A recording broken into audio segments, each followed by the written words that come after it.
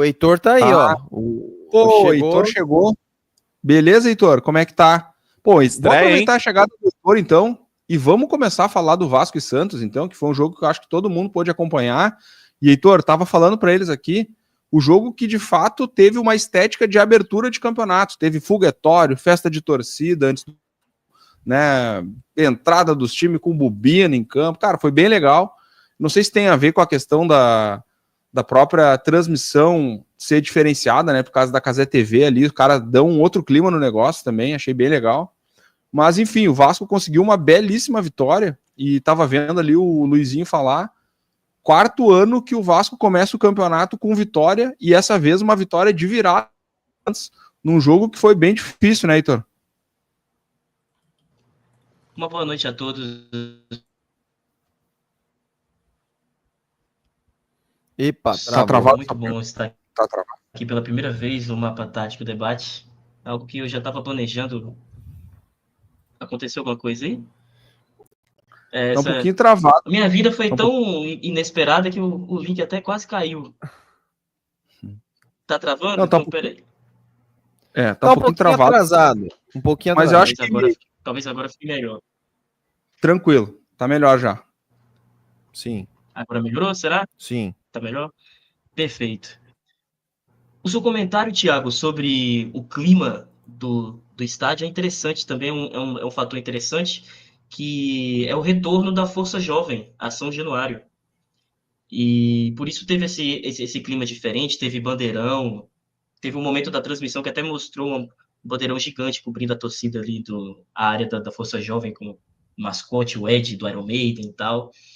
E esse jogo contra o Santos, ele tem um clima já diferente pelo fato do ano de 2023, né?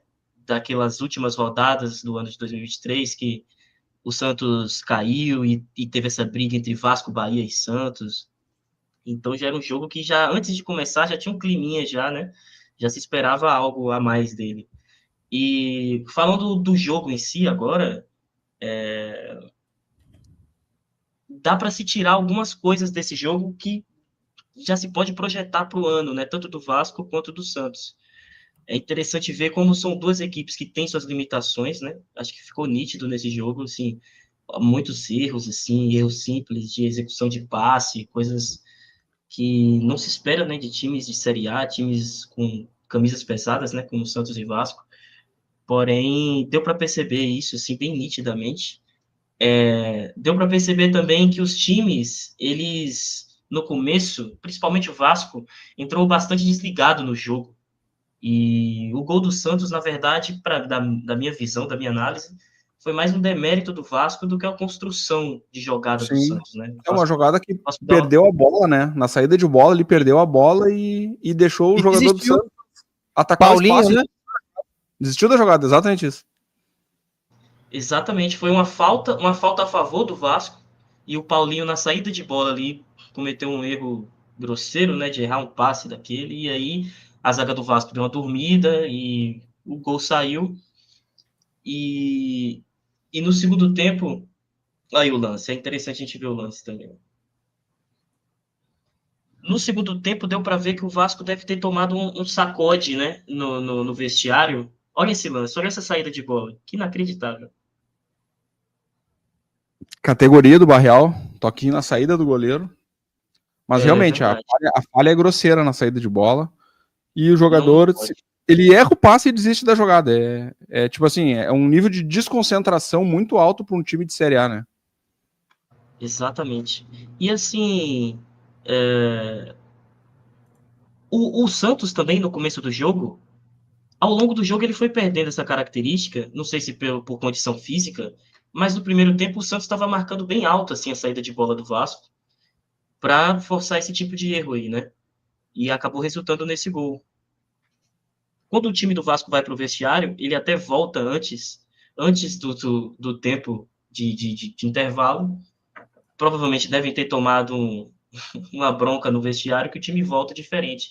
Algumas peças do Vasco, algumas contratações ainda precisam mostrar mais ainda, como é o caso do Benjamin Garré, que na minha visão foi muito mal esse jogo, não construiu nada, toda vez que a bola chegava nele a jogada morria, e com a saída dele, do Paulinho, que, apesar de estar mal, eu assumo que é um jogador importante para o Vasco, fez falta no ano passado, né? Ele tá voltando de lesão, teve uma lesão aí que tirou ele da temporada inteira do ano passado. E na volta ele não voltou bem, não tá conseguindo performar. Agora, e aí, ao longo do jogo, ao longo do segundo tempo, teve a substituição, né, do Felipe Coutinho também, que estava muito mal no jogo. Assim, O Felipe Coutinho, Coutinho, infelizmente, primeiro, segundo minuto de jogo ali, ele dá uma paulada no gol ali que quase fez o gol bem no começo do jogo, né? Mas também foi só o que ele fez o jogo todo.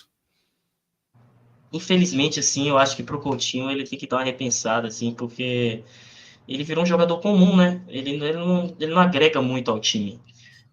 E Que quando ele loucura, né? sai, Que muito loucura louco isso, cara. imaginar o Felipe Coutinho hoje um jogador comum, né? Porque para mim o Coutinho ele poderia não ser um Neymar, mas para mim ele tava no nível assim de, cara, potencial. Eu achava que o Coutinho no início de carreira ele poderia chegar num nível Rivaldo da vida, sabe? Que não era o Ronaldo fenômeno, não era gênio, mas era tipo craque. E ele tinha, ele teve momentos de craque, né? Como pode um jogador com esse potencial todo se tornar um jogador comum, né, Heitor? É lesões, né? Eu acho que decepções ao longo da carreira, expectativas que não se concretizaram, enfim, um monte de coisa. E o mais triste é que ele é jovem, né? Eu tenho um amigo que ele mora em Barcelona, e ele teve a felicidade de conviver com o Coutinho por um curto período, assim, a esposa dele, enfim, prestou um serviço pro Coutinho, daí eles se conheceram, brasileiros e tal, e ele desfrutou da companhia do Coutinho por uns 2 ou 3 churrascos, assim, uns 2 ou 3 domingos. E, cara, o que eles falam ali que o negócio é muito na cabeça, velho. Tipo assim, o cara perdeu totalmente a confiança, o sonho do cara era jogar no Barcelona, aí chegou lá no Barcelona, ele foi totalmente posto de lado, assim, o treinador usava ele fora de função, daí daqui a pouco parou de botar ele no time, e aí o cara foi perdendo aquela alegria, né, meu? Aquilo que o Vitor brinca comigo, que eu falo que futebol é confiança. Mas futebol é confiança, cara, e se tu não tá feliz ali, não tá bem de cabeça, cara, tu não vai performar bem. E aí dali, cara, cara, qual era o meu... Comecei a carreira, o meu sonho, o meu ápice era jogar no Barcelona. Eu cheguei lá e aconteceu o que aconteceu, o cara acaba desmotivando, sabe? O cara acaba... E assim, eu até esperava que nessa volta ao Vasco ele retomasse exatamente esse ponto que foi onde ele se perdeu na carreira, que é alegria em jogar, né? Eu achava que no Vasco aconteceria isso, entendeu? Dele conseguir retomar essa alegria. Mas assim, não é fácil jogar no Vasco também, né? Com todo respeito ao Heitor aqui, não é um time arrumado, aquela coisa que briga por títulos e coisa assim. Então, às vezes o cara também vai...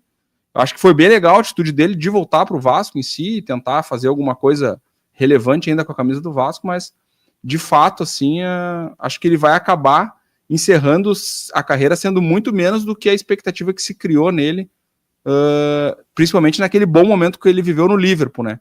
Acho que ele teve um pico muito alto quando surgiu no Vasco, aí depois dali foi para a Inter, na Inter não performou tão bem, e eu acho que o grande pico dele realmente foi lá no Liverpool. Lá ele né, que a gente jogou uma Copa do Mundo, sendo o segundo jogador da seleção brasileira, vamos dizer assim, né? O exemplo que o Arthur deu aí, ser o Rivaldo, né, da seleção. Mas depois dali, cara, foi muito, muito abaixo, assim, e é uma pena, assim, mas a gente torce, né, para que ele consiga retomar ainda, né, Heitor? Então, eu acho interessante essa leitura de, tipo assim, que é difícil jogar em certos times, mas passa também pelo jogador, né? Ele chegou no Vasco e o nível não subiu com a chegada dele. Então, Sim. ele tem também uma responsabilidade sobre isso, né? Tipo, lógico, é muito mais fácil O você Payet, jogar quando num time chegou, né, arrumado. Heitor, o Payet, quando chegou no Vasco, o nível deu uma subida, né? Principalmente naqueles anos melhores ali na chegada dele. Ele salvou o Vasco, né? A verdade foi essa. Sim, sim. E esperava que o Coutinho, pela idade, pela identificação com o clube, né, de ser um jogador formado na base do Vasco, imaginou-se que ele fosse também, né, subir o nível, né, do time do Vasco, porque ele tem qualidade, isso é inegável, né? É um jogador que ele tem qualidade. Porém, não sei se é por questão física, não sei se é por mental, porque também, né, como vocês falaram, tem a questão das lesões e tal. E nesse jogo de hoje ele não conseguiu agregar em nada para o time do Vasco, assim. A bola chegava nele e era mais um, assim. Ele não contribuía ofensivamente nem defensivamente para o time. E aí quando ele sai, junto com o Benjamin Garré e o Paulinho, que eram jogadores que estavam mal no jogo mesmo, o time do Vasco muda completamente, se torna muito mais ofensivo, entra o Tietê no lugar do Paulinho, entra o Payet no lugar do Coutinho, e o Adson, que também está vindo de lesão, e na minha visão é um jogador essencial para o Vasco. O Adson não pode, se ele está em condição de jogar, ele tem que jogar. Ele não pode ficar no banco, porque ele tem habilidade, ele é veloz, ele é um jogador muito ofensivo, e o Vasco é um time lento. Não sei se vocês viram o jogo. No primeiro tempo, o Vasco ganhava a bola do Santos e ele ficava parado, a bola não ia para o ataque. O time do Santos conseguia se recompor todinho até o Vasco conseguir propor alguma coisa, e aí não adiantava, né? O Vasco foi encontrar o primeiro gol numa jogada justamente logo após essas substituições. O Hugo Moura ele vira a bola pro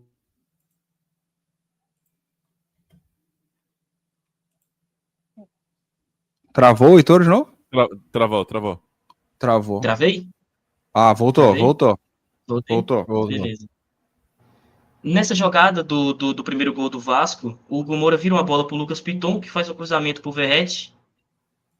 E aí na bola aérea, o Verratti, né? Ele consegue achar uma bola pro Nuno Moreira ali, que é um outro jogador, para mim, dessas contratações desse ano do Vasco, foi a melhor, assim. Ele consegue dar uma dinâmica maior pro jogo, tem habilidade também.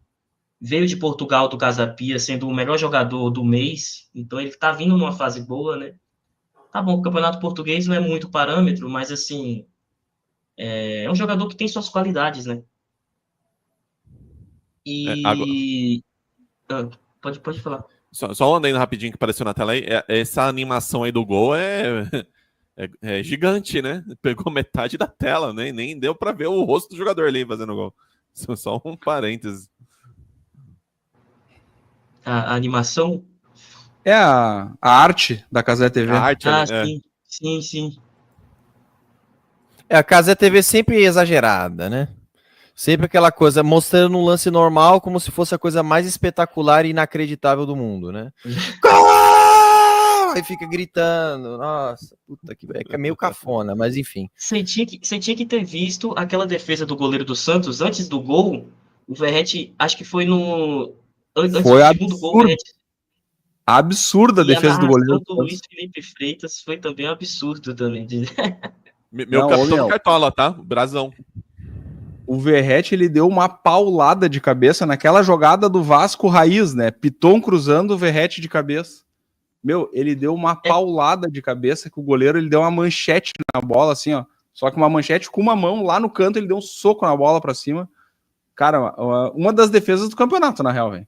Com certeza vai ser uma das defesas do campeonato.